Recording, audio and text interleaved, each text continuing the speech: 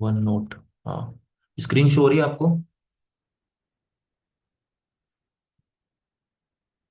हमने लास्ट कहाँ पर थे?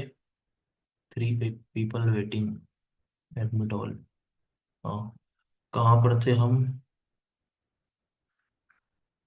Four people are waiting.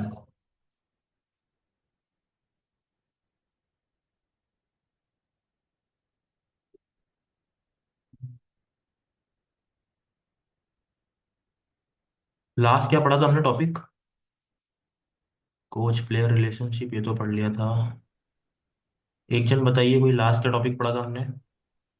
Admit all, task method. Coach spectators relations, अच्छा हाँ, आई कोच और थिंक। स्पेक्टेटर्स, हाँ। कोच और स्पेक्टेटर्स पे थे हम। कोच और स्पेक्टेटर्स, हाँ। Handling pressure. क्या करना है आपको? मतलब किस तरीके से प्रेशर मेंटेन करना है, ठीक है। Should not affect coach decision making, हाँ। आपका डिसीजन मेकिंग उससे अफेक्ट नहीं होना चाहिए प्रेशर में आके, ठीक है। जैसे मान लो कोई क्रिकेट का सिंपल एग्जांपल सब देखते हैं, तो क्या हुआ आपको? लगातार आप डॉट बॉल जा रही है और आप प्रेशर में आके आपने जो शॉट नहीं बन रहा था वो भी आपने खेल लिया और आप आउट हो गए। तो इस तरीके से सब चीजें मेंटेन करना आना चाहिए। स्पोर्ट्समैनशिप प्रमोशन, हाँ। मतलब जो फेयर प्ले है उसको प्रमोट करना है आपको। किस तरीके से जो अनफेयर प्रैक्टिसेस हैं, जैसे डोपिंग वगैरह हो गई, ये सब चीजें हो गई, तो इसको आपको इन सब चीज़ों को नहीं करना है और फेयर प्ले को प्रमोट करना है। पब्लिक कम्युनिकेशन, मतलब सही तरीके से कम्युनिकेशन करना है। क्रिटिसिज्म मैनेजमेंट, मतलब बहुत बार क्या होता है, अच्छी परफॉर्मेंस नहीं आ रही है तो जो स्पेक्टेटर्स लेते हैं वो कमेंट्स भी करते हैं गलत गलत, जैसे आपने देखा होगा मैच वगैरह के दौरान। तो वो सब चीज़ें भी आपको हैंडल करते हुए आना चाहिए। तो ये सब चीज़ें होती है। उसके बारे में एक क्वेश्चन अब यहाँ से बन जाता है ज़्यादातर, different methods of sports coaching, हाँ। अब ये मेथड्स आए थे कोचिंग के, जैसे उसमें लिखा हुआ था टॉपिक के अंदर हमारे कि कोच, खिलाड़ी प्रबंधन, किस तरीके से आप मैनेज करोगे। तो मैनेज करने की अलग अलग स्टाइल्स रहती है। जैसे कोई कमांड स्टाइल। कमांड स्टाइल, ये नाम से समझ में आ रहा है आपको, इसमें पूरी कमांड किसकी रहेगी? थोड़ी सी ऑथोरोटेटिव स्टाइल बोल सकते हो, ठीक है। जो कोच है वही अथॉरिटी रहेगा। वो जो बोलेगा वही फॉलो करना पड़ेगा, ठीक है। एक तरीके से इसमें कोच एक्टिव रहता है और खिलाड़ी बोल दो आप पैसिव रहता है, ठीक है। ये की पॉइंट है आपको। जैसे बड़ी बड़ी पीडीएफ्स हैं तो अब इसको शॉर्ट फॉर्म में लिख लो, जैसे कमांड स्टाइल। आपने इसका एक और नाम लिखा अथॉरिटेटिव स्टाइल। और इसमें कोच एक्टिव रहता है, खिलाड़ी पैसिव रहता है। थोड़ा सा एक कोच सेंट्रिक की रहती है। वो एक और कीवर्ड क्या है इसका, कोच सेंटर्ड। ये आपने लिखा कोच सेंटर्ड, ये दो पॉइंट लिखे आपने, ठीक है। और ये खत्म हो गया है, देखो यहाँ पर कितना बड़ा लिखा हुआ है। बाकी आपने कॉपी में क्या करा, दो लाइन लिखी और ये टॉपिक खत्म हो गया। तो इस तरीके से आप प्रिसाइज लिख सकते हो तो रिवाइज करने में आसान रहेगा। तो कमांड स्टाइल हो गई, कोच सेंटर्ड रहती है ये, क्लियर और प्रिसाइज। सिर्फ कोच इंस्ट्रक्शन देगा खिलाड़ी को, खिलाड़ी कुछ भी बोलेगा नहीं, सिंपली वो फॉलो करेगा, ठीक है। ऐसा मान लो अभी मैं क्लास ले रहा हूँ, सिर्फ मैं ही बोल रहा हूँ, आप किसी भी तरीके से इन्वॉल्व नहीं हो, तो ये क्या हो गई, थोड़ी सी कमांड स्टाइल हो गई, ठीक है। और डेमोक्रेटिक उसका उल्टा हो गया। डेमोक्रेटिक मतलब आप भी बोल रहे हो और मैं भी बोल रहा हूँ, ठीक है। और दोनों म्यूचुअल उससे अंडरस्टैंडिंग से ट्रेनिंग कर रहे हैं, तो वो क्या कहलाएगी हमारी, यहाँ पर आएगी एक डेमोक्रेटिक स्टाइल भी आएगी। आगे आएगी तो उसे हम डिस्कस करेंगे। आगे हो गई कमांड स्टाइल, ठीक है। अब इसके एडवांटेज क्या है, क्विक लर्निंग, डिसिप्लिन मेंटेन रहेगा क्लास में, गुड फॉर टीम स्पोर्ट्स, अब ये टीम स्पोर्ट्स में ज़्यादा अच्छा रहेगा। इसके डिसएडवांटेज क्या है, एक तो क्रिएटिविटी बच्चे की बाहर नहीं आ पाएगी, बच्चा कुछ बोल नहीं पाएगा क्लास में, उसका क्रिएटिव माइंड है वो आ नहीं पाएगा। कुछ टेक्निक्स वगैरह बच्चा बताना चाहता है तो वो डर के मतलब आपके डर के कारण वो चीज़ बता नहीं पाएगा। डिसीजन मेकिंग मतलब उसका ओवरऑल डेवलपमेंट नहीं हो पाएगा, ठीक है। तो ये सब चीज़ें रहती है। अब ये किसके लिए, जो न्यू कमर्स है उनके लिए सही है। बाकी जो एक्सपीरियंस एथलीट है उसके साथ आप ये मेथड अप्लाई नहीं कर सकते, कमांड मेथड, ठीक है। आपको मिलजुल के ही उसके साथ काम करना पड़ेगा। जैसे वो एडवांस इंटरनेशनल कोई मान लो ओलंपिक लेवल का एथलीट है, तो उसको आप इस तरह की कोचिंग नहीं दे सकते, आपको थोड़ा सा डेमोक्रेटिक वे में करना पड़ेगा, क्योंकि उसके बेसिक्स और एडवांस स्किल पे ऑलरेडी क्लियर है। बस आपको क्या करना है, तो छोटी छोटी गलतियां कर रहा है खिलाड़ी, उसको दूर करना है आपको, ठीक है। तो आप क्या करोगे, थोड़ा सा डेमोक्रेटिक वे में उसको कोचिंग दोगे। तो पहली हो गई हमारी कमांड। उसके बाद प्रैक्टिस स्टाइल कोचिंग। अब इसके नाम थोड़े चेंज हो गए हैं। Athlete will specific drill to, हाँ। अब इसमें क्या होगा, हम एक तरीके से एक टास्क मेथड बोल सकते हो उसको, हाँ। इसका कीवर्ड आप ये ध्यान रखो, task method. Task method of training या फिर टास्क मेथड ऑफ कोचिंग, ये कीवर्ड आप उसका ध्यान रख सकते हो। ऊपर वाले का था कमांड, इसमें आप स्पेसिफिक टास्क दोगे और वो पूरा करेगा, ठीक है। उसके हिसाब से वो करता रहेगा। जैसे मान लो मैंने जैसे अभी आपको कुछ पेपर दिया, क्वेश्चन पेपर लगाने के लिए, तो एक किस तरीके से कोचिंग कर रहा हूँ मैं, टास्क मेथड से, ठीक है। उसको आपको दे दिया, प्रैक्टिस करोगे, आपकी क्या गलतियां हो रही है वो मॉनिटर करेंगे हम, ठीक है, करेक्ट करेंगे आपकी गलतियां। तो ये हो गई task method. Self based learning, अब बच्चा इसमें खुद से ही सीखता है, ठीक है, बहुत सारी चीजें हो जाती है। सेल्फ बेस्ड लर्निंग रहती है, guidance but not constant control. हाँ, थोड़ा सा गाइडेंस रहता है टीचर का एक, बाकी कांस्टेंट कंट्रोल रहता है। जैसा क्लास में भी कॉन्स्टेंटली मैं आपको बोल रहा हूँ, बाकी आप जब पेपर दोगे तो वो थोड़ा सा एक कांस्टेंट चीजें बनी हुई नहीं रहेगी।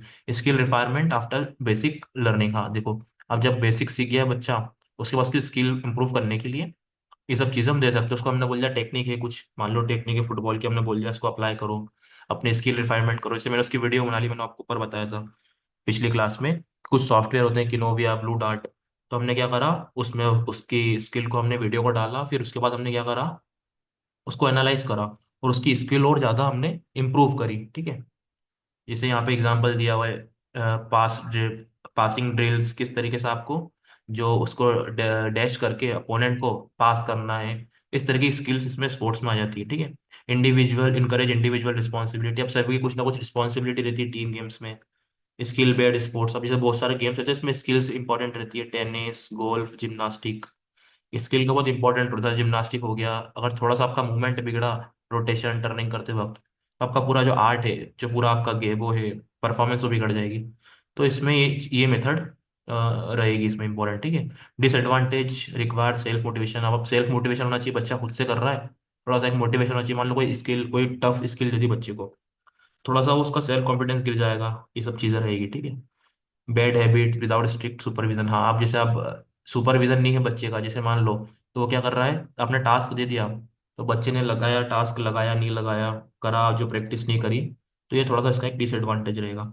रेसिप्रोकल मेथड ऑफ कोचिंग, इसको पीयर कोचिंग भी बोल सकते हो आप। अब इसमें क्या करते हैं, छोटे छोटे हमने ग्रुप्स बना दिए, और वो फिर एक ग्रुप में रहकर वो करते हैं। जैसे अभी कल आप सब डिस्कस कर रहे थे ग्रुप में, ठीक है, तो वो रेसिप्रोकल मेथड होगा कि आप सब क्या कर रहे हो, आपस में कम्युनिकेट करके सीख रहे हो, ठीक है। तो ये हो गई एक हमारी reciprocal method, team work communication बढ़ेगा इससे, ठीक है। और उसके बाद the coach guide but allow peer learning, हाँ, कोच क्या करता है, गाइडेंस आपको देता रहता है, बाकी पीयर लर्निंग भी रहती है। बहुत सारे पार्टनर वाले गेम्स रहते हैं, जैसे मान लो टेबल टेनिस हो गया, रेसलिंग हो गया हमारा, तो उसमें आपको पार्टनर की जरूरत तो पड़ेगी, सही, एक अच्छे ग्रुप की। तो ये इसमें हेल्पफुल रहेगा। फीडबैक आपको दे सकते हैं। फुटबॉल प्लेयर कोचिंग का पार्टनर और ड्रिबलिंग टेक्निक, हाँ, जैसे मान लो कोई एक खिलाड़ी है, उसको ड्रिबलिंग टेक्निक्स अच्छी आती है, तो वो दूसरे खिलाड़ी को बता रहा है, तो इस तरीके की इसमें रहेगी। टीम बॉन्डिंग, अब इससे क्या होगा, टीम गेम में ज़्यादा हेल्पफुल रहेगा ये। जो टीम गेम्स है उसमें उनकी जो ग्रुप कोहिजन है, यहाँ से भी क्वेश्चन बन जाता है एग्जाम में, ग्रुप कोहिजन, तो इसके बारे में आप एक पढ़ लेना। उसका एक वो रहता है, क्या बोलते हैं उसे, वो भी क्लिक नहीं हो रहा मुझे माइक। सोशियोमेट्री। हाँ, सोशियोमेट्री, सोशियोमेट्री रहता है, तो वो उस टॉपिक से क्वेश्चन बन जाते हैं, तो वो आप थोड़ा सा एक बार पढ़ लेना, सोशियोमेट्री रहता है। और इस तरीके से ये वाले टॉपिक से बन जाते हैं क्वेश्चन, प्रीवियस में बने हुए हैं। उसके बाद players learn by teaching others, हाँ, आप जिसे खुद भी लर्न करता है प्लेयर, दूसरों को सिखा रहा है, तो उसकी भी जो है और इन डेप्थ नॉलेज धीरे धीरे बढ़ते जाएगा, ठीक है। तो ये फायदा रहता है। डिसएडवांटेज, फीडबैक में incorrect if pair lake knowledge, feedback में भी इनकरेक्ट फील, हाँ, अब जैसे कुछ नॉलेज ही नहीं है किसी प्लेयर को, तो आपको फीडबैक देगा तो वो तो गलत ही देगा, ठीक है। ये इसके सब डिसएडवांटेज रहते हैं। Mature discipline group to be effective, हाँ, इसमें मैच्योर होना चाहिए व्यक्ति, डिसिप्लिन होना चाहिए। ऐसा नहीं कि जो छोटे छोटे बच्चे हैं उनको हम इस मेथड से सिखा रहे हैं, तो आपस में वो बात ही कर रहे हैं बच्चे, ठीक है, इमेच्योर है। Guided discovery method of coaching, ये क्या होगी, एक मेथड हमारी, द कोच पजेस क्वेश्चंस और challenges rather giving direct possess question और challenges rather than giving players experiment and discover solutions, हाँ, अब इसको आप ट्रायर और एरर भी बोल सकते हो, लर्निंग बाय ट्रायर और एरर। जैसे मैथ्स में कभी कभी हम ट्रायर और error method, hit and try जैसे मेथड हम जिसको बोलते थे, अब ट्राई करना, ठीक है, तो वो हो गया, इसको क्या बोलेंगे हम, गाइडेड डिस्कवरी मेथड। अलग अलग चीजें आपको ट्राई करनी है और फिर सॉल्यूशन खुद से ही फाइंड आउट करने हैं, ठीक है। जैसे आप मान लो प्लेयर हो, अलग अलग तरीके से फुटबॉलर हो, किक करके देख रहे हो कि ये वर्क कर रही है कि नहीं, ये डॉजिंग टेक्निक वर्क कर रही है कि नहीं, तो ये क्या हो गई, guided discovery method. Problem solving method भी बोल सकते हो, प्रॉब्लम सॉल्व करते करते आप सीखते जाते हो, ठीक है। जैसे हम रेसलिंग में थे, हमने भी बहुत सारे टेक्निक्स गलतियां कर करके या फिर धीरे धीरे करते करते हमें वो आने लगी। तो ये सब चीज़ें रहता है। उसके बाद examples, how you can beat a zone defence, हाँ, जैसे कुछ कोच है उसने बोला कि आप किस तरीके से डिफेंस बीट करोगे, तो खिलाड़ी क्या करेगा, खुद की क्रिएटिविटी लगाएगा उसमें, ठीक है, खुद का कॉन्शियस एफर्ट लगाएगा, टेक्निक्स लगाएगा अलग अलग, और फाइंड आउट करने की कोशिश करेगा। A cricket coach setup bowling scenario and let the adjust strategies on their own. हाँ, अब जैसे क्या करा, अलग अलग तरीके बॉलिंग सिनारियोज उसने कोच ने सेटअप करे। उसको बोला कि आप खुद से, क्योंकि हर जगह तो कोच आ नहीं पाएगा खिलाड़ी को बताने, तो फिर थोड़े से एडवांस लेवल पे जब खिलाड़ी आ जाता है तो इस तरह की मेथड का हम इस्तेमाल करते हैं, ठीक है। गाइडेड डिस्कवरी मेथड हो रही है कि बच्चा खुद से प्रॉब्लम सॉल्व करने का, जैसे जो मेन मैच खेलने जाएगा वो, तो वहां पर तो कोच बीच में ग्राउंड में आकर उसको बता नहीं सकता। तो फिर वो इस तरीके से उसको टास्क देता है कि आपको ये करना है, ये करना है, ताकि बच्चा क्या करे, थोड़ा सा खुद से एक प्रॉब्लम सॉल्व करने की भी कोशिश करे, ठीक है। तो जैसे जैसे जैसे बच्चा एडवांस एथलीट एडवांस लेवल पे आता जाता है, तो कोचिंग की टेक्निक्स भी हमको धीरे धीरे हमारी बदलना पड़ती है, कोच बदलना पड़ता है। तो ये सब चीज़ें रहती है, ठीक है। एडवांटेज डिसिप्लिन, जैसे नीरज चोपड़ा है, उसका नेशनल लेवल पे कुछ अलग कोचेस थे। उसके बाद फिर अब जो उसका कोच नीरज चोपड़ा का नया जो अपॉइंट करा है, वो जिसके नाम वर्ल्ड रिकॉर्ड है, 97 मीटर ऐसा कुछ थ्रो किया है उसने। तो अभी गवर्नमेंट ने वो कोच अपॉइंट किया है। तो ये रहती है, टेक्निक्स बदलना पड़ती है, टेक्टिक्स बदलना पड़ती है। एज रिलेटेड इफेक्ट आते हैं, तो ये सब चीज़ें रहती हैं। Advantage enhance decision making and tactical awareness. हाँ, डिसीजन मेकिंग बदलती है, tactical awareness, develop independent adaptable athlete. तो ये सब इसके रहते हैं, डिसीजन मेकिंग बढ़ती है उसकी, इंडिपेंडेंट बन जाता है, ठीक है। और डिसएडवांटेज क्या क्या है, बिगनर्स के लिए सही नहीं है, क्योंकि बिगनर्स को थोड़ी सी प्रॉब्लम आएगी। अब ये शॉर्ट फॉर्म में लिखा है कीवर्ड्स, इस तरीके से आप नोट्स बना सकते हो, ठीक है। आपने क्या करा, ये 4 लाइन में ये टॉपिक खत्म कर दिया, देखो कितना बड़ा लग रहा है ये। बाकी इस तरीके से जब आप नोट्स बनाओगे तो ये मुश्किल से आधा पेज एक पेज में खत्म हो जाएगा, ठीक है। उसके बाद duties and qualifications of officials. हाँ, अब एक हमारा था टॉपिक, फर्स्ट ही जो था, कि जो ऑफिशियल होते हैं उनकी ड्यूटी क्या होती है, ठीक है। कोच में तो सभी की अलग अलग होती है, जैसे एथलेटिक्स हो गया तो उसमें एक लाइनमैन रहता है, एक स्टॉप बोर्ड के वहाँ रहता है कि स्टॉप बोर्ड के आगे तो नहीं गया इसका पाँव, ये सब चीज़ें वो देखता है, ठीक है। तो ये सब चीज़ें हमें इसमें देखनी रहेगी। Olympic sports qualifier, fair play, हाँ ये सब चीज़ देखना है। पहला मेन काम तो ये हो गया कि देखना है कि प्रॉपर रूल्स रेगुलेशन फॉलो हो रहे हैं कि नहीं गेम के अंदर, ये ध्यान रखना है हमको। स्मूथली चल रहा है कि नहीं, किसी तरह का कुछ हर्डल तो नहीं आ रहा है, प्ले प्ले फेयर हो रहा है कि नहीं, डोपिंग वगैरह इस्तेमाल तो नहीं हो रहा है, ये सब ठीक है, ठीक है। फर्स्ट क्वालिटी होगा इसकी फेयर प्ले, मैनेजमेंट सही होना चाहिए, स्कोर सही चलना चाहिए, टाइम चलना चाहिए सही तरीके से, पेनल्टीज अगर हो रही है तो देना चाहिए, ठीक है, सही समय पर। कुछ डिस्प्यूट्स तो नहीं हो रहा है एथलीट कोच के बीच में, रूल्स वायलेशन, रूल्स का कोई उल्लंघन तो नहीं कर रहा है, ठीक है। Safety and discipline, ensure the safety of all participants, मतलब जो भी कंडक्ट हो रहा है वो सेफ एक एटमॉस्फेयर में होना चाहिए। सभी आपने देखा होगा लेटेस्ट चैंपियंस ट्रॉफी थी, तो उसमें क्या हुआ, इंडिया के जितने भी मैचेस हुए वो कहाँ पर, दुबई में हुए थे। तो वो क्या था, वो भी इसी का हिस्सा एक तरीके से बोल सकते हो आप, ताकि जो हमारे इंडियन प्लेयर्स है वो सेफ रहें। तो इसलिए इंडिया और जो जितने भी इंडिया के मैचेस थे चैंपियंस ट्रॉफी के, वो सारे पाकिस्तान वो वहां पर हुए थे दुबई में, ठीक है। उसके बाद नेक्स्ट पॉइंट, सेफ्टी डिसिप्लिन हो गया। अब इक्विपमेंट देखना है, प्रॉपर इक्विपमेंट है कि नहीं, जो प्लेइंग कंडीशन है वो प्रॉपर सही है कि नहीं, जो पिच वगैरह क्रिकेट में आप देख सकते हो वो प्रॉपर रोल हुआ है कि नहीं, सही चीज़ है कि नहीं, तो ये सब चीज़ों का ध्यान रखना। Issue warning fowls disqualification when necessary, समय समय पर आपको क्या करना है, वार्निंग्स देना है। जैसे हॉकी वगैरह में होता है, गलत तरीके से आप खेल रहे हो तो आपको येलो कार्ड देंगे, फिर रेड कार्ड देंगे, ठीक है, फिर आपको डिस्क्वालीफाई करेंगे।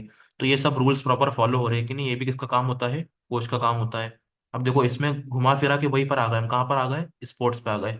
अब देखो कोच की ड्यूटीज में क्या क्या हो गया, ऑफिसर की ड्यूटी क्या होती है, रेड कार्ड इशू करना, ये इशू करना। तो वापस से हम घूम फिर के फर्स्ट यूनिट पे चले गए। तो हमें क्या करना है, जितने भी हमें याद करना है पहले तो, गेम हो गया, जैसे मान लो बास्केटबॉल है, तो जो सर ने पीडीएफ शेयर करी थी आपको, उसी में लास्ट में लिखा है ऑफिशियल की नंबर, ठीक है। तो वो एक बार आप अच्छे से पढ़ लेना कि बास्केटबॉल में कितने ऑफिशियल होते हैं, ठीक है। क्रिकेट में कितने होते हैं, थर्ड एम्पायर होता है उसको मिला के कितने होते हैं। उसके बाद वॉलीबॉल में एक लाइनमैन होता है, कबड्डी में एक लाइनमैन होता है, एक स्कोरर होता है, ठीक है। जैसे रेसलिंग हमारा हो गया, तो रेसलिंग में एक मैट चेयरमैन रहता है, एक जज रहता है, एक रेफरी रहता है, तीनों की ड्यूटी अलग अलग रहती है। रेफरी सिर्फ डिसीजन देता है, ठीक है, और जो फाइनल डिसीजन है वो मैट चेयरमैन देता है। तीन जूरी में 3 मेंबर होते हैं, मैट चेयरमैन, जज और रेफरी। जिन दो का डिसीजन मैच होता है वो स्कोर बोर्ड के ऊपर चढ़ जाता है, ठीक है। जैसे मान लो 2 पॉइंट दिए रेफरी ने, और 2 पॉइंट दिए मैच चेयरमैन ने, और जज ने दिए 4 पॉइंट। तो दो जनों का डिसीजन मैच हो गया, रेफरी का और मैच चेयरमैन का, तो फिर स्कोर बोर्ड के ऊपर 2 पॉइंट चढ़ जाएंगे, ठीक है। तो इस तरह की ड्यूटीज पढ़ना है। बाकी आपको मेन कुछ इवेंट्स, कुछ मेन इवेंट्स है उसके ऊपर थोड़ा ज्यादा ध्यान देना। जैसे क्रिकेट हो गया, एथलेटिक्स, एक एथलेटिक्स का अच्छे से पढ़ लेना आप, उसमें से क्वेश्चन आ सकता है। एथलेटिक्स में क्या क्या होते हैं ऑफिशियल्स, और उनकी ड्यूटी क्या क्या होती है, उसमें से क्वेश्चन आने की संभावना ज्यादा है, ठीक है। और एक नंबर तो सभी का याद रखना है। मतलब नंबर मतलब, जैसा वो जो पीडीएफ आपको सर ने दी है, उसमें लास्ट में ऑफिशियल्स के नंबर लिखें, कि मतलब कौन से गेम में कितना ऑफिशियल, दो ऑफिशियल है, तीन है, चार है। तो ये पढ़ लेना आप, तो ये टॉपिक आपका कंप्लीट हो जाएगा। और कार्ड्स के बारे में पढ़ लेना है, तो ऑलरेडी पढ़ चुके होगे आप। डिसीजन मेकिंग और डिसीजन मेकिंग एंड कम्युनिकेशन, मतलब वही, डिसीजन मेकिंग, आपको क्विक और एक्यूरेट जजमेंट देना है। जैसे मान लो आप हॉकी हॉकी के अंदर आप कोई रेफरी है, तो ऐसा नहीं है कि मतलब पेनल्टी हो गई उसके फिर 5 मिनट बाद डिसीजन देना, मतलब आपको क्या करना पड़ेगा, एकदम क्विक और एक्यूरेट डिसीजन आपको उसी समय तुरंत देना पड़ेगा, ठीक है। कम जैसे क्रिकेट में हो गया, अगर बोल्ड हुआ है तुरंत आपको आउट नॉट आउट या फिर थर्ड एम्पायर का इशारा आपको तुरंत विद इन 2 to 5 सेकेंड्स आपको वो करना पड़ेगा, ठीक है। तो communicate effectively with coach player, सभी के साथ आपको एक तालमेल बना के चलनी है, ठीक है। प्लेयर्स, कोच, जो अदर ऑफिसर्स, जैसा मैंने रेसलिंग का बताया, और उसमें भी 3 जने काम कर रहे हैं, मेट, चेयरमैन, जज और रेफरी, तो तीनों को आपस में तालमेल बना के काम करना है, ठीक है। टेक्नोलॉजी, हॉक आई, वार, अब ये सब भी क्या होता है, टेक्नोलॉजी अलग अलग। जो एडवांस टेक्नोलॉजी क्रिकेट वगैरह में आप देखते होगे, अल्ट्रा एज लगती है, ठीक है। और स्टंप्स में अलग अलग टेक्नोलॉजी यूज होती है, सेंसर्स अलग अलग यूज होने लगे हैं। तो इस तरीके से टेक्नोलॉजी का यूज होता है। ये हॉक आइज एग्जाम में आया हुआ क्वेश्चन है, इसके ऊपर थोड़ा ध्यान रखना आप। हॉक आइज, ठीक है। ये डिस्क्रिप्टिव पेपर में आया था, मास्टर्स, जो मेरी मास्टर्स की एग्जाम थी उसमें, या फिर किसी एग्जाम में मैंने देखा था हॉक आई के बारे में। और एक दो सॉफ्टवेयर के बारे में बता चुका हूँ मैं, किनोविया, ठीक है, ब्लू डार्ट। तो ये 2 3 सॉफ्टवेयर ध्यान रखना जो मूवमेंट एनालिसिस में काम आते हैं, ठीक है, ये एग्जाम में आ सकते हैं। उसके बाद क्वालिफिकेशंस ऑफ ऑफिशियल, जैसा मैंने आपको बताया था, जो गेम है उसकी कंसर्न फेडरेशन ही इसका सर्टिफिकेशन प्रोवाइड करती है। मान लो आपको रेफरशिप करना है, ठीक है, टूर्नामेंट में, अलग अलग इवेंट्स में, जैसे आपको एथलेटिक्स में करना है तो ये आईएएफ है, ठीक है। फुटबॉल में करना है तो फीफा है, बास्केटबॉल में फीबा है। तो इससे आपको सर्टिफिकेशन कोर्स करना पड़ेंगे। एथलेटिक्स में भी वही होता है, लेवल 1 लेवल 2 कोर्स होते हैं। तो वो अगर आपने कर रखे हैं, ठीक है, तो आप एलिजिबल हो टूर्नामेंट के अंदर रेफरशिप करने के लिए, नेशनल और इंटरनेशनल लेवल पे। फिर आपकी परफॉर्मेंस जैसे जैसे आप अच्छी देते जाओगे, तो आपका वो प्रमोशन करते जाते हैं, ठीक है। मतलब जैसे आप नेशनल लेवल पे कर रहे हो रेफरशिप, फिर इंटरनेशनल में अच्छी कर रहे हो, तो फिर ओलंपिक में आपको मौका देंगे। जैसे हमारे रेसलिंग में अशोक सेठ है, एस अशोक सेठ, ये फर्स्ट रेफरी थे इंडिया की तरफ से रेसलिंग में जाने वाले, ये भी क्वेश्चन आ सकता है। और अभी रिसेंट में एक जूडो में भी शायद कोई रेफरी बनकर गया था। तो ये क्वेश्चन आ सकता है कि इस गेम में पर्टिकुलर फर्स्ट टाइम, जैसे यहाँ पे इनने क्या ऑफिशियल्स के बारे में मेंशन किया है, ठीक है। कोई आया है नीचे क्या तुम्हें सारी वो चिल्ला अरे मची प्रवीण जी। चल बढ़िया वो पैसा ले हाँ, तो क्या बता रहा था मैं, अशोक सेठ, हाँ। तो जो रेफरीज हैं, जो ओलंपिक में रेफरशिप कर रहे हैं या फिर बड़े प्लेटफॉर्म पे, गिनती चुनती के 2 3 ही हैं ऐसे। एक शायद जूडो के हैं, एक हमारा रेसलिंग में तो अशोक सेठ हैं। इन्होंने 2016 ओलंपिक में भी रेफरशिप करी थी, और अभी वाले में भी, अभी वाले में नहीं की थी। तो आपको ये एक दो नाम ध्यान रखना, ठीक है, क्योंकि यहाँ पर ऑफिशियल्स का अलग से शो करा है। तो ये क्वेश्चन बन सकता है कि ये इस गेम में कौन से थे जो इन्होंने रेफरशिप करी ओलंपिक में, ठीक है। तो ये थोड़ा सा रिसर्च करके ये एक दो नाम आप याद रखना।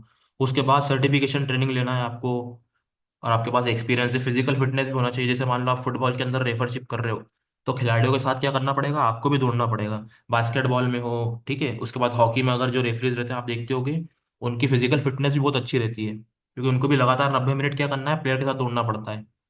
तो फिजिकल फिटनेस अच्छी होना चाहिए अगर आप ऐसे स्पोर्ट्स में हो, फुटबॉल हॉकी में हो तो, ठीक है। हैंडबॉल वगैरह हो गया, बास्केटबॉल, बहुत फास्ट गेम होते हैं ये। जैसे क्वेश्चन में आया हुआ था सबसे फास्ट गेम कौन सा होता है, शायद बास्केटबॉल, अभी ग्रुप में डिस्कस कर रहे थे हम। तो ये इसमें से भी क्वेश्चन गया था, सबसे फास्ट गेम कौन सा होता है, तो बास्केटबॉल होता है। ये भी प्रीवियस ईयर क्वेश्चन आया हुआ है। उसके बाद duties and qualification by sports, हाँ, अब से एथलेटिक्स का आप थोड़ा सा एक बार ध्यान से पढ़ना। और जब हम रिवीजन करेंगे सर, जैसे कल से सर क्लास लेंगे, सर ने बोला था, और साइकोलॉजी के बारे में सर डिस्कस करेंगे, ऐसा मैंने आपको बताया था। साइकोलॉजी, टाइम मैनेजमेंट बहुत इंपॉर्टेंट रहता है। अब सर की थोड़ी सी आंखें ठीक हो गई है, तो कल सर क्लास लेंगे और उसमें सर आपको बताएंगे थोड़ा सा किस तरीके से आपको साइकोलॉजी के साथ पेपर सॉल्व करना है, और टाइम मैनेजमेंट कैसे करना है, ठीक है। और रिवीजन में ये सब चीज़ भी एक बार ले लेंगे, ठीक है। तो कुछ इंपॉर्टेंट स्पोर्ट्स हैं, उनके रेफरी, जजेस और जो जो रहते हैं उनके बारे में यहाँ पर मैंने मेंशन किया हुआ है, तो आपको ध्यान रखना है। और मेन इसके नंबर आपको जो पीडीएफ सर ने शेयर करी उसमें से आप याद कर लेना, ठीक है। तो एथलेटिक्स में कौन कौन होता है, रेफरी होता है, स्टार्टर होता है, टाइम कीपर होता है जो रिकॉर्ड्स वगैरह वर्ल्ड रिकॉर्ड होते हैं मेंटेन करता है, जज होता है जो फाइनल डिसीजन देता है। जैसे अभी जो ओलंपिक में 100 मीटर की रेस हुई थी, उसमें बहुत माइनर सा डिफरेंस था, मतलब माइक्रो सेकेंड ऐसा कुछ डिफरेंस था फर्स्ट सेकंड थर्ड पोजीशन में। तो ये सब काम भी किसका हो गया, जज का हो गया। और ये किस सॉफ्टवेयर से काम करते हैं, ऊपर मैंने आपको बताया था कुछ सॉफ्टवेयर के नाम।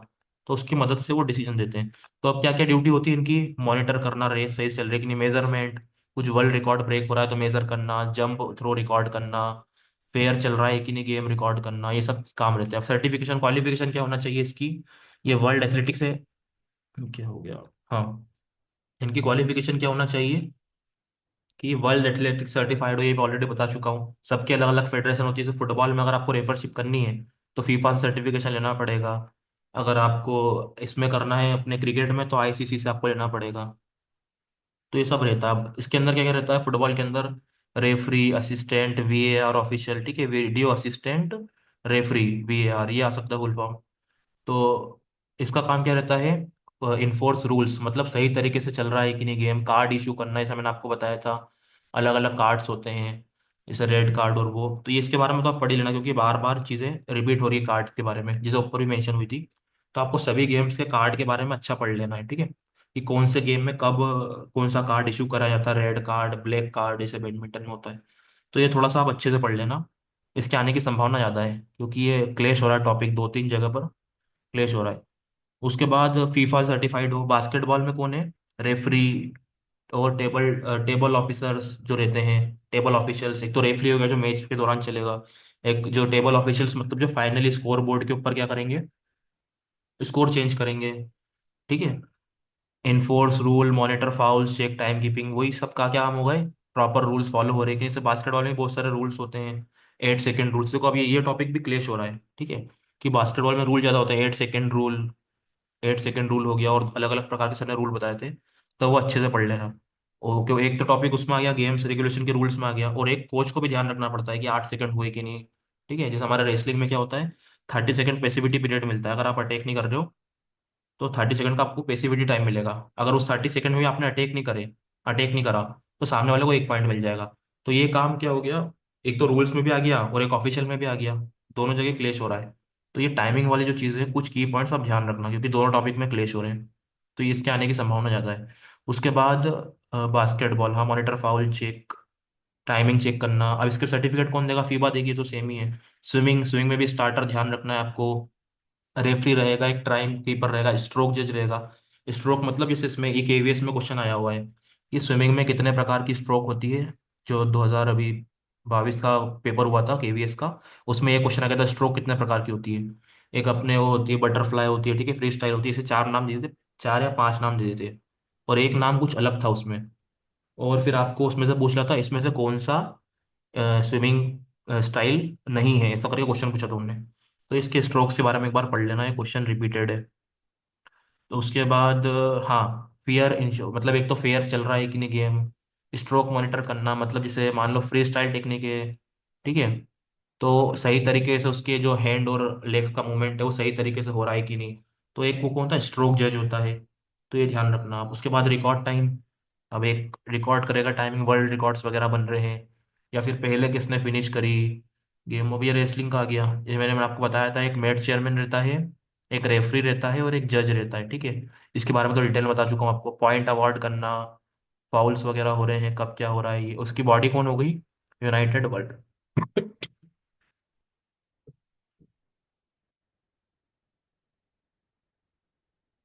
इसकी जो फेडरेशन है वो कौन सी हो गई, यूनाइटेड वर्ल्ड रेसलिंग। ये कब बनी थी, 1912 में। फीना स्विमिंग हो गई, स्विमिंग में कितने वर्ड आ रहे हैं, 1 2 3 4 5 6 7 8 वर्ड आ रहे हैं स्विमिंग में।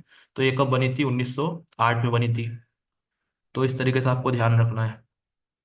फिर स्विमिंग कैसे स्टार्ट होती है, स्विमिंग के पहले गन फायर होता है। तो स्विमिंग के पहले क्या होगा, शूटिंग फेडरेशन बन गई, ठीक है। फिर वेट लिफ्टिंग करके आया, स्विमिंग करने के लिए आया, तो उसके पहले 1905 में क्या हो गया, वेट लिफ्टिंग की फेडरेशन बन गई।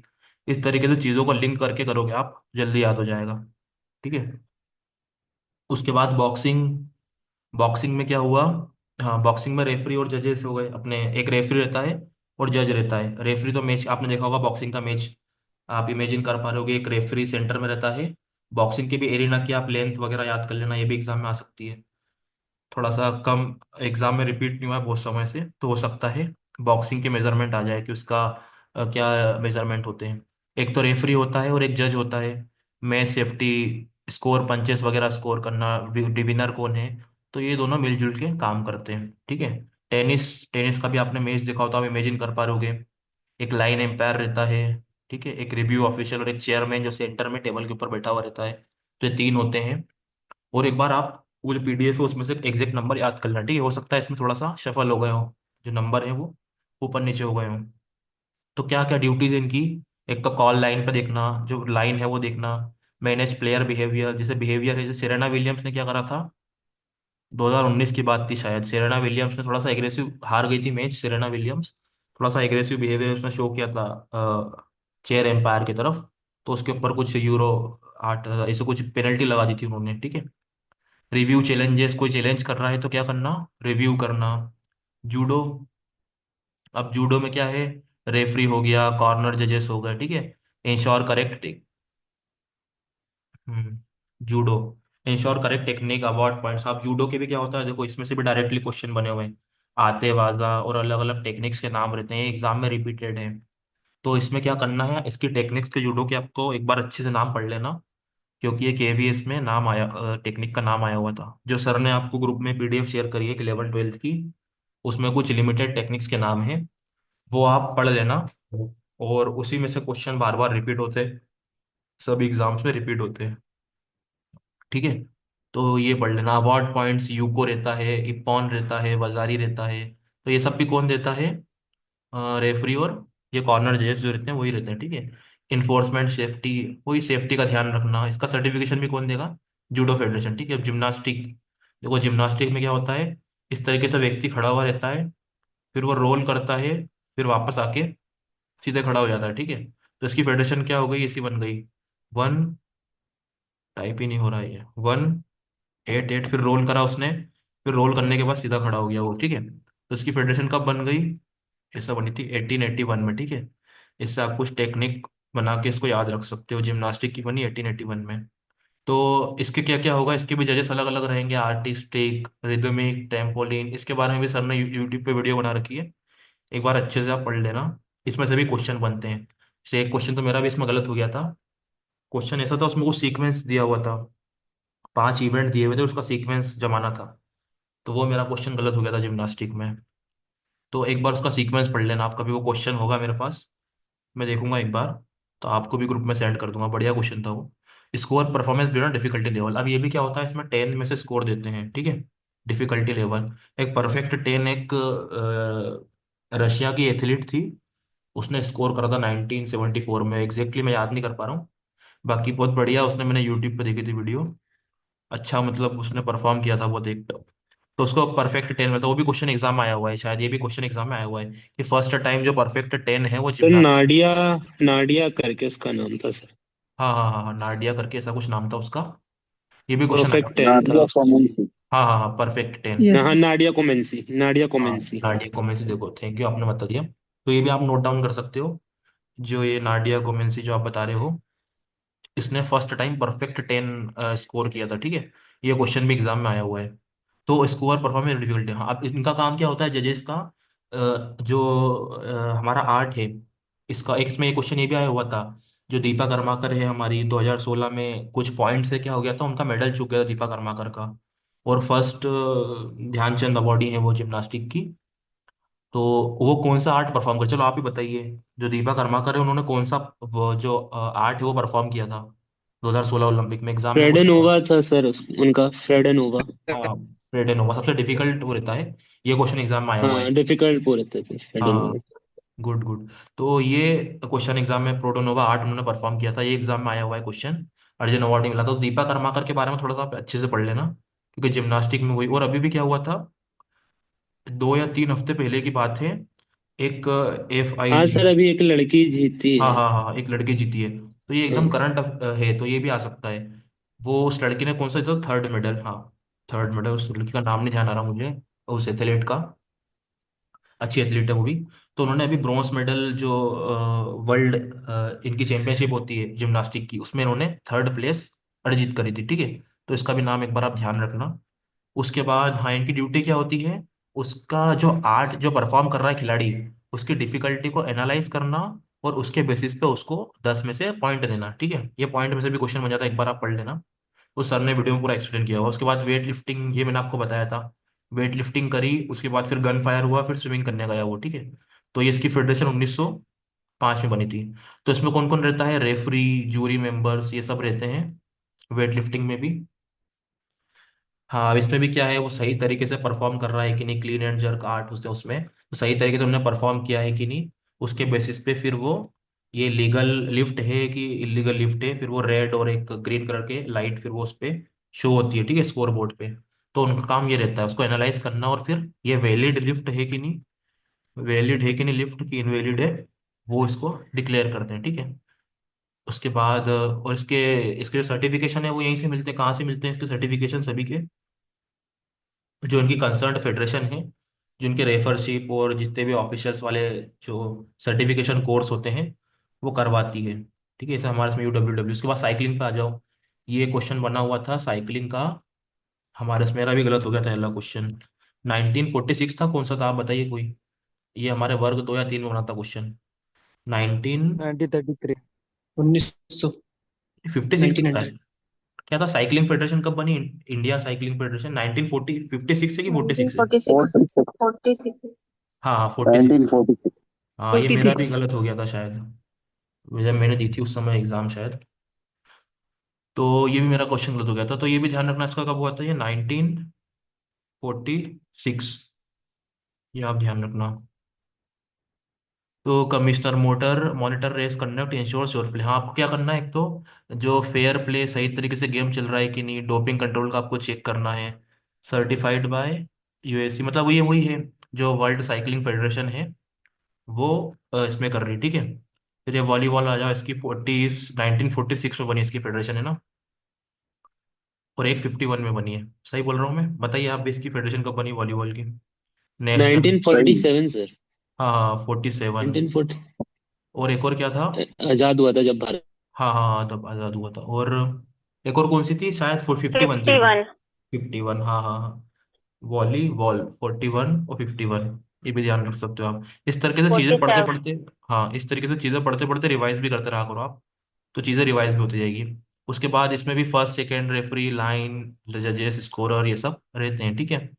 तो उसका क्या काम होगा इनका, एक तो लाइन जजेस का मतलब लाइन का ध्यान रखना, बॉल लाइन पे हिट हो रही है, बाहर हो रही है, फाउल हो रहा है, ठीक है, फेयर प्ले चल रहा है कि नहीं, री इन्फोर्स जो रूल है वो सही तरीके से अप्लाई हो रहे हैं कि नहीं। उसके बाद आर्चरी, आर्चरी में भी जजेस होते हैं, इसके भी कुछ क्वेश्चंस बने हुए होते हैं, सर ने ये भी एक्सप्लेन किया था आपको क्लास में, तो वो भी रिवीजन कर लेना आप। उसके बाद करेक्ट तरीके से शूट कर रहे हैं कि नहीं, करेक्ट फॉर्म, इसके भी अलग अलग फॉर्म्स होते हैं, कंपाउंड आर्चरी और वो, तो सही तरीके से हो रहा है कि नहीं, एरो का प्लेसमेंट, मतलब ये ध्यान रखना है। इसके नंबर एक बार आप उसमें से पढ़ लेना, PDF में से। तो इस तरीके से ये हमारा टॉपिक फिनिश होता है। और एक और PDF है, अगर किसी को डिटेल में पढ़ना हो मैं शेयर कर देता हूँ, कोचिंग डायनामिक्स की। जब मैं पटियाला में था, मैंने डिप्लोमा किया था, उस समय मैंने, हमारा वो टॉपिक आता था एक ये, कोचिंग डायनामिक्स कहाँ गया। किसी को डिटेल में पढ़ना हो, वैसे तो मैंने शॉर्ट में बता दिया है, एग्जाम ओरिएंटेड, बाकी फिर भी किसी को डिटेल में पढ़ना हो तो एक PDF थी, कहाँ गई, इंटरनेट एक्सप्लोरर पर थी वो, लाइफ स्टाइल डिसीज, ब्रेव पर ये तो नहीं है। हम्म, ये था शायद।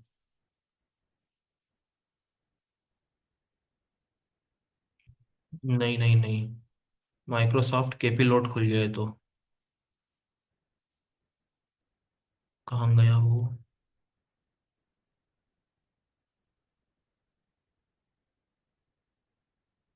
PDF कहाँ गई कोचिंग डायनामिक्स की।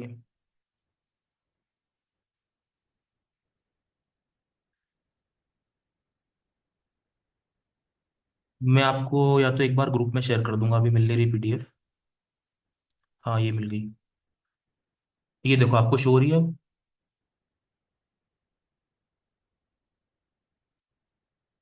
एक जन बताइए, अब शो हो रही है?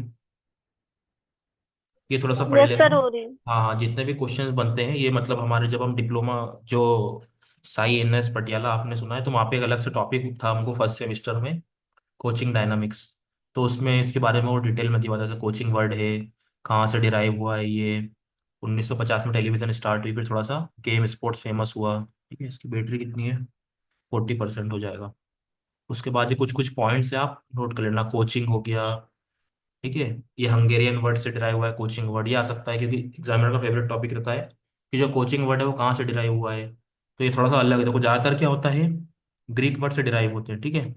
ज़्यादातर जो क्वेश्चन है ग्रीक वर्ड से डिराइव होते हैं, बाकी ये कोचिंग वर्ड हंगेरियन से डिराइव हुआ करती है। हूँ हाँ, ग्रेट। तो एक बार आपको इस पे नज़र मार लेनी है, ठीक है। उसके कुछ कुछ की पॉइंट्स है। स्पोर्ट्स कोचिंग की डेफिनेशन तो इतनी इंपॉर्टेंट नहीं है। उसके बाद इसमें से इंपॉर्टेंट टॉपिक तो पढ़ा ही चुका हूँ आपको, ये इतना इंपॉर्टेंट नहीं है। आपको मैं शेयर कर दूंगा किसी को अगर डिटेल पढ़ना हो। टास्क मेथड ये आपको बता चुका हूँ मैं। रेसिप्रोकल मेथड आपको बता चुका हूँ, इंपॉर्टेंट है। डायरेक्ट मेथड आपको बता चुका हूँ मैं। गाइडेड डिस्कवरी मेथड बता चुका हूँ आपको मैं। प्रॉब्लम सॉल्विंग मेथड बता चुके हैं। Qualities of a good coach बता चुके हैं। कॉन्फ्लिक्ट मैनेजमेंट बता चुका हूँ। कॉन्फ्लिक्ट मैनेजमेंट नहीं बताया ना आपको मैंने शायद, ये एक बार का हम क्लियर कर लेते हैं, इसकी भी स्लाइड थी। कॉन्फ्लिक्ट मैनेजमेंट ये भी थोड़ा सा इजी टॉपिक है, 2 मिनट का है। हम्म। और एक ये टॉपिक बचा हुआ है हमारा शायद, हाँ, ये बचा हुआ है। हो जाएगा, 2 मिनट रिमेनिंग। तो देखो इसमें क्या करना, अलग अलग स्टाइल्स रहती है। मैं बता चुका था कोचिंग स्टाइल, मतलब जब खिलाड़ियों को कोचिंग तो उसके अलग अलग स्टाइल्स रहती है। कमांड स्टाइल, अथॉरिटी मतलब आप थोड़ा सा आप खुद ही बोलोगे, बच्चे बस पेसिव रहेंगे, सुनते रहेंगे। सबमिसिव हो गई एक पेसिव स्टाइल, मतलब आप ज्यादा इंटरफेयर नहीं करोगे, जो खिलाड़ी है वो उसकी प्रैक्टिस करता रहेगा। कोऑपरेटिव और एक डेमोक्रेटिक स्टाइल होती है। इसमें क्या होता है, दोनों क्या करते हैं, थोड़ा सा मिलजुल के वो करते हैं। जैसे मैं मान लो कोई एडवांस एलिट है, मान लो मैं नेशनल लेवल का प्लेयर हूँ और मेरे से ट्रेनिंग लेने को इंटरनेशनल प्लेयर आ गया, तो थोड़ा सा मुझे उससे डेमोक्रेटिक और पेसिव वे में करना पड़ेगी, ठीक है। थोड़ा सा उसे ही मैं ज़्यादा करने दूंगा प्रैक्टिस उसकी, या फिर जो गलतियां हो रही है उसमें ज़्यादा थोड़ा बहुत उसको करेक्ट कर दूंगा मैं। तो ये रहती है इसकी स्टाइल्स, कोचिंग स्टाइल। ये कोचिंग कोच सेंटर्ड रहती है ये, ठीक है। ये भी आप पीडीएफ में एक बार पढ़ लें। रे कौन है ये? कोचिंग, इसमें 2 मिनट ही बचे मीटिंग में, तो की पॉइंट समझिए। सबमिसिव स्टाइल मतलब इसमें क्या रहेंगे, हम ज्यादा बताएंगे नहीं, जो खिलाड़ी है उसका वो करता रहेगा, हम बहुत कम इंटरफेयर करेंगे, ठीक है। उसको इंडिपेंडेंट छोड़ देंगे, हम बस उसको ऑब्जर्व करेंगे, उसकी गलतियां सुधारेंगे, ठीक है। जो हाईली एक्सपीरियंस एथलीट है उनके ऊपर ये चीज अप्लाई होती है, ठीक है। उसके बाद कोऑपरेटिव मतलब डेमोक्रेटिक, मिलजुल के, मतलब मैं खिलाड़ियों को कोचिंग दे रहा हूँ, मैं उनसे बात भी कर रहा हूँ कि कुछ ऐसी टेक्निक है जो आपको आ नहीं रही है, या फिर आपकी कुछ गलतियां हैं, या फिर आप कुछ टेक्निक के बारे में पूछना चाहते हो तो मेरे से पूछ लो। इस तरीके से अगर मैं कोचिंग दे रहा हूँ तो क्या कहलाएगी, डेमोक्रेटिक स्टाइल कोचिंग कहलाएगी, ठीक है। एथलीट के साथ मिलजुल के हम वो कर रहे हैं, ठीक है। इसमें कुछ की पॉइंट्स हैं, जैसे कमांड स्टाइल में बहुत कम इन्वॉल्व होंगे हम।